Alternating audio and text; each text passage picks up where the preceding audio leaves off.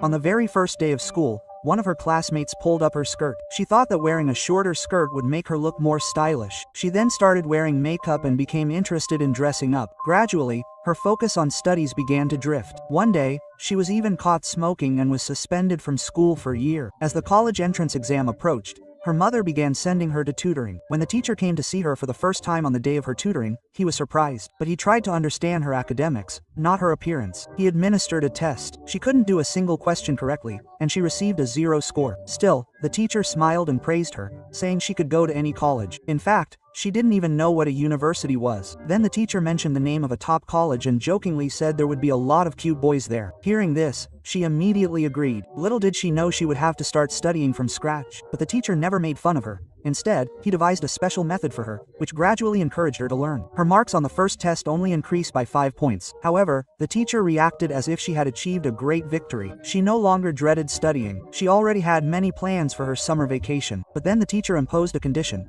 If she got the answer wrong, she would have to remove her makeup. Hesitantly, she removed her fake eyelashes. Then the teacher said that if she studied hard during the holidays, he would show her a handsome photo of himself. With this new interest, she and her friend began studying together with joy. Eventually, the photo was shown, but the teacher was quite ordinary. Still, she was truly immersed in her studies. But one day, when she went to school, the homeroom teacher mocked her in front of everyone. He even said, "If you really get admission, I'll run naked." From that day on, she made books her best friends. She even took them to parties.